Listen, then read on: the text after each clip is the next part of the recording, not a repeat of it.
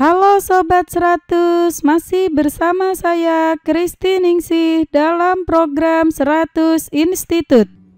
Untuk kali ini saya akan menjelaskan salah satu subbab dari bab materi dan perubahannya, yaitu tentang subbab penggolongan materi. Dalam penggolongan materi akan dibagi menjadi dua. Yang pertama di sini yang akan saya bahas dulu yaitu tentang zat tunggal. Di mana dalam zat tunggal akan dibahas ada dua jenis zat tunggal. Yang pertama yaitu tentang unsur. Oke, apa pengertian dari unsur? Unsur adalah zat tunggal yang dengan cara kimia biasa tidak dapat diuraikan lagi menjadi zat lain. Itu adalah pengertian dari unsur. Jadi zat tunggal yang secara kimia, reaksi kimia itu tidak dapat diuraikan lagi menjadi zat lain. Untuk lebih jelasnya saya akan memberi contoh dari unsur. Kita lihat ya, contoh unsur. Ada besi, kalau digambarkan ini terdiri dari atom-atom besi. Ini gambar dari besi. Contoh lagi emas. Ini gambar emas juga terdiri dari atom-atom emas. Ini gambarnya.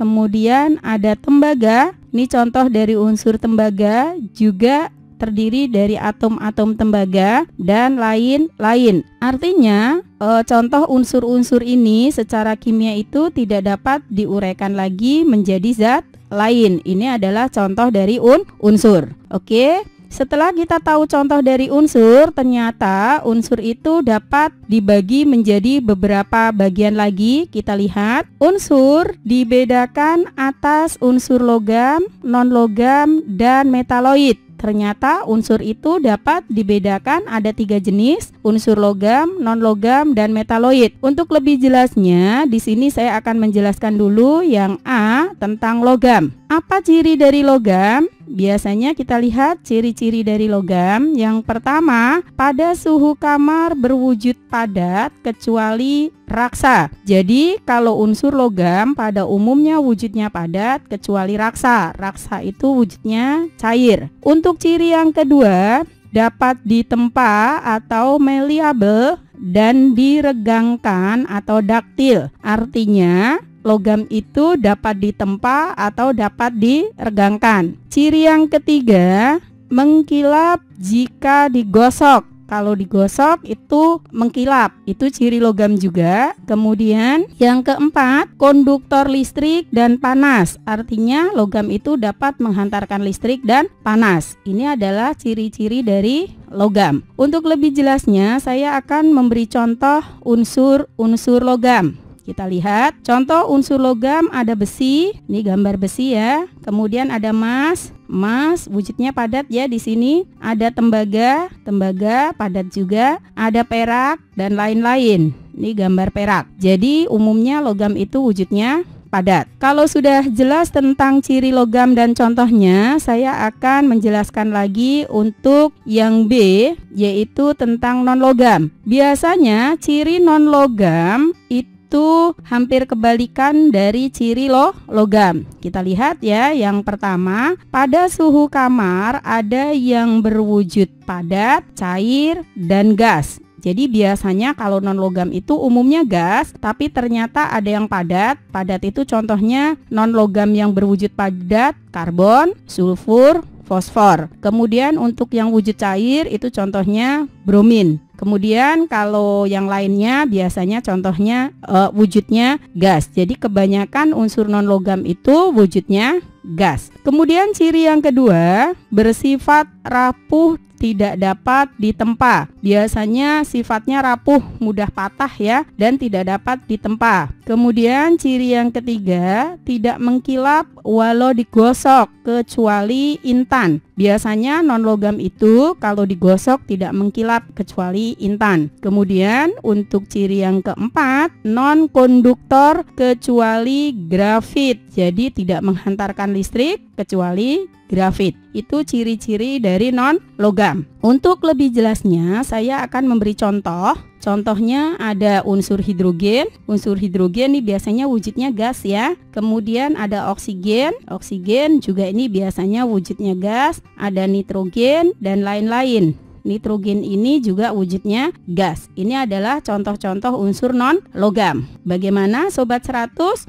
Untuk logam dan non-logam ciri-cirinya sudah paham ya? Oke, kalau sudah paham saya lanjutkan yang C, yaitu tentang metaloid. Apa itu metaloid? Biasanya metaloid itu adalah peralihan dari unsur logam dan non-logam. Kita lihat ya, ciri-cirinya merupakan unsur peralihan dari logam ke non-logam. Kemudian ciri kedua, sifat-sifat antara lain mempunyai sifat logam maupun non-logam. Jadi metaloid itu biasanya punya sifat logam ataupun non-logam.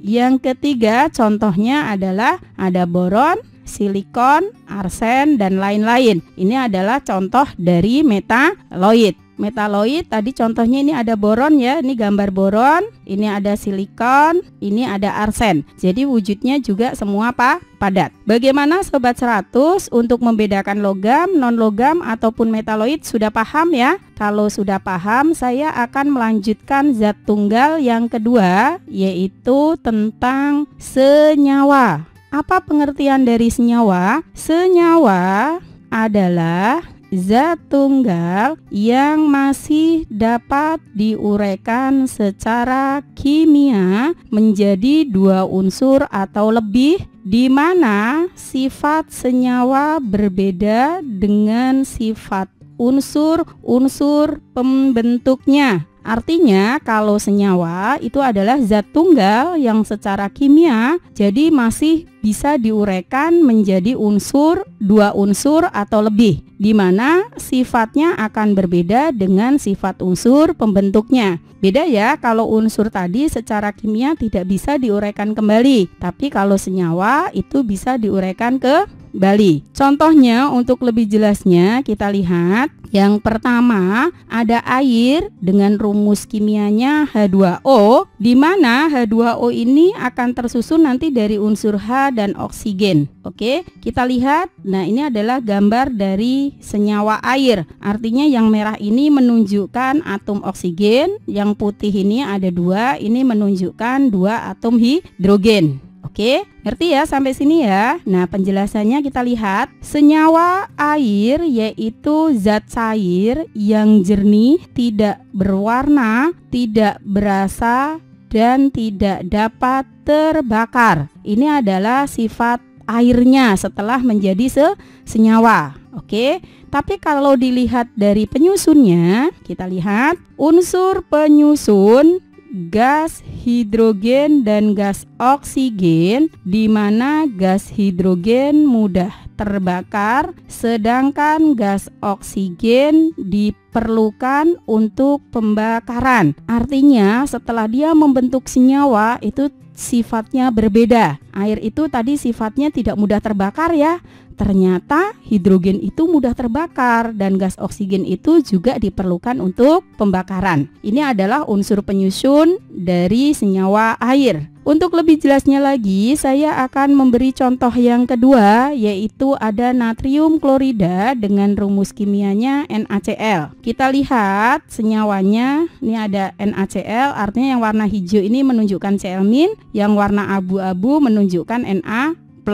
Nah, untuk lebih jelasnya kita lihat setelah dia membentuk senyawa, bagaimana sifatnya. Senyawa natrium klorida yaitu zat padat berwarna putih, berasa asin, dan tidak dapat terbakar. Itu sifat senyawa dari NaCl. Tapi setelah kita lihat sifat unsur penyusunnya, apakah sama? Kita lihat unsur penyusun logam natrium sangat reaktif dan mudah terbakar, sedangkan gas klorin bersifat racun. Ini adalah sifat unsur penyusunnya. Jadi berbeda ya setelah dia membentuk senyawa NaCl dan sebelum dia membentuk NaCl.